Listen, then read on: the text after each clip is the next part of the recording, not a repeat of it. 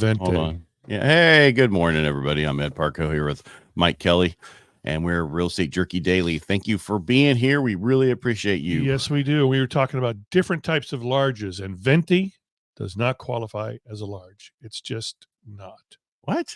We were talking about larges. Just messing around. I was like, what are you talking about? Hey, you're live right now. Yes, we are. My watch tells me so. Good. We both are. Yeah. Let's see. What do I want to talk about today? Housing starts came in for March. And what do you think? Up or down? Housing starts. I haven't read it yet. I saw housing starts. I'm going to say they're down. Reported at a 1.32 million annualized unit pace, which is down 228,000 from last month. Revised report of 1.549 million. Wow, look at me. And below estimates of 1.48 million. Why build if the rates are going up? That's their look at it. That's how they're looking at it. You don't want standing inventory. Nope, because it's like standing in water. Yep. Well, and then all the stuff that you have to repair as a result of it standing vacant in inclement weather or stuff like that. So, well, I saw one over there being built, and I looked at the plywood. I was like, that looks a little dark, like it's been out in the rain a little bit. Yeah, probably need to replace that. Hell, plaster over it. Yeah, it won't matter. Put chicken wire. You can cover everything up with stucco. Foam board. Yeah. All right, housing permits. Housing permits, which are a good indicator of the future starts. What do you think, up or down? Up. Decreased 1.485 million units. This is down 65,000 from last month's revised figure of 1.5 million. So basically, we're not building. One can hope. Yeah, and this is not California. This is nationwide. Yeah. I'd like to find out what California numbers are. They got to be pretty abysmal. Yeah. Where can we find this stuff out? I don't know. That's your site. Okay, I'll do it. That's housing. Yeah, I'll go to the building board. All right. Did you hear that California is suing Huntington Beach?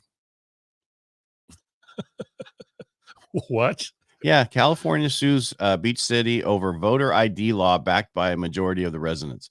So they put on the ballot that they wanted to make sure everybody had to show an ID to vote. So California's going to sue them and say that's unconstitutional. Rob Bonita, the California Secretary of State, and Shirley and Weber, they're like, that's wrong.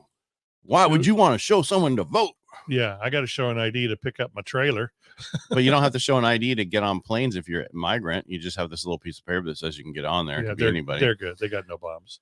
So their Measure A, which amends the city charter to allow voter ID requirements by 2026, is being sued. In the lawsuit, they said that it's unlawfully conflicts and is preempted by state law. The right to freely cast your vote is a foundation of our democracy, and Huntington Beach voter ID policy flies in the face of this principle.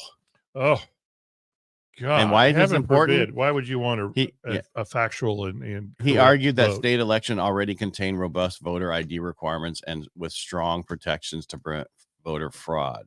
That just sounds like he's talking on both sides of the mouth, because it doesn't. What's wrong with people showing IDs proving who they are? We have to do it, cash a check. We have to do it to everything else. What's the problem? I don't know. I'm looking at my phone. Are you? Yeah, I am. Tell them you'll be right back. What is it? No, I'm going to be right back. Hey, Secretary of State appointed, right? Yeah, but by the governor. By the governor, not elected. No. So he's got no shit to fall back on. They don't care. This is how it's been.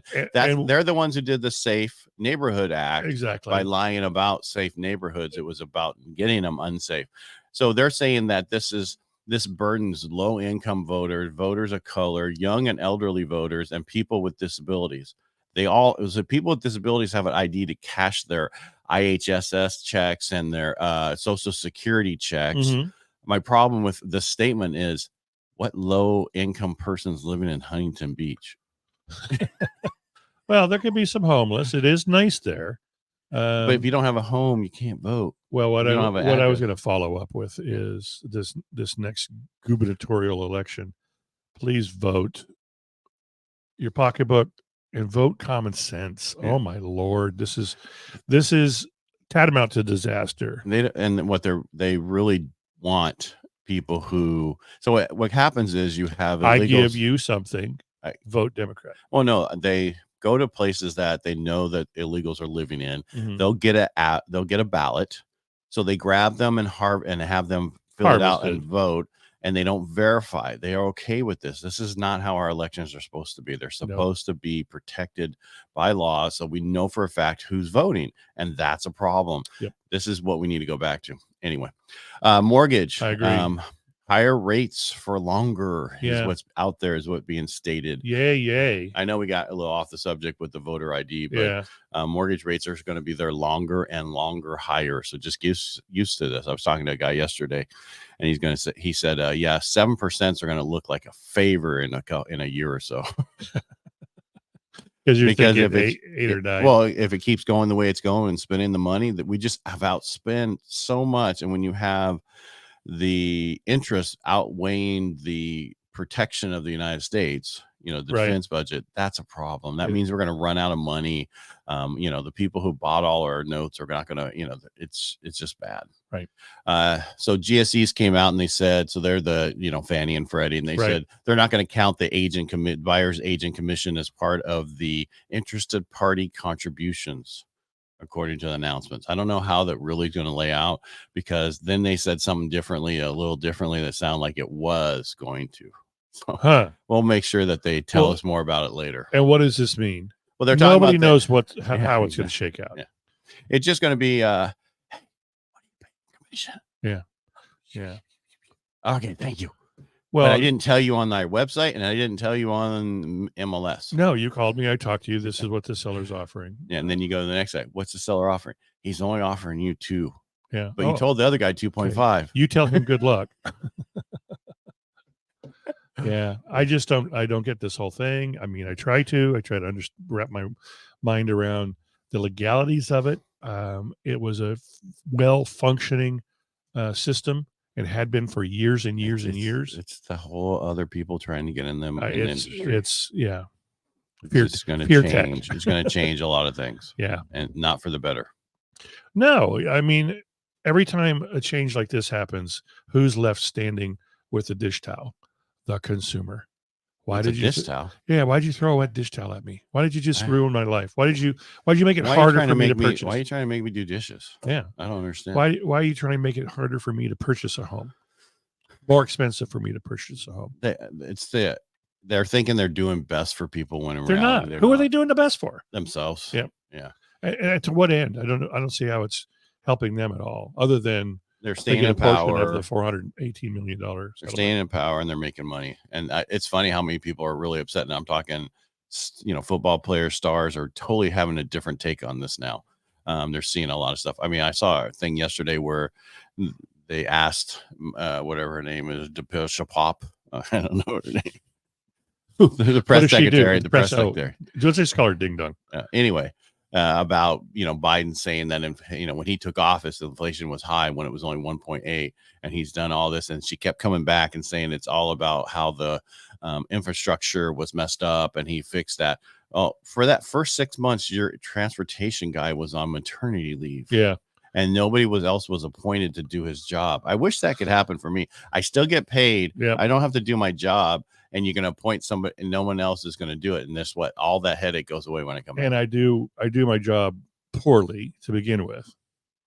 Perfect time to replace. Yeah. But Well, you can't do that legally. Well, the problem is it's like they got what they wanted. They wanted this perfect storm so they can spend money, and people are like, oh, they're helping us. If you really look close, they're not helping you. They're hurting you.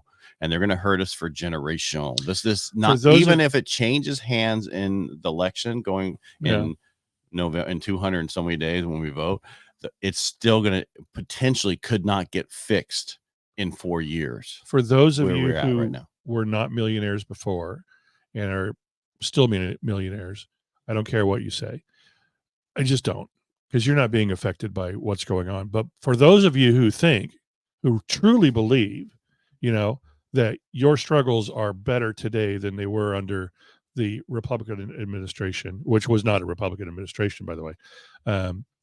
It wasn't? No. Well, you had the president as a Republican, right? But both houses in Congress was run by Democrats. Right, exactly. So, but tell me he didn't get some stuff done. I'm not saying vote for Trump. I'm saying, convince me that you're better off today than you were before 2020.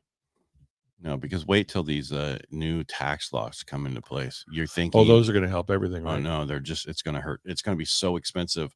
40% for, self-employed and all of this other stuff. I'm talking the other 15. It's just for business. It's going to be ugly. These taxes that they have to do to pay this deficit back. Yeah. And, get ready to be audited constantly. Yes, sir, Bob. Yeah. But I really want to know. I want to know, convince me. Tell me how you're better off. They're not going to convince you. No.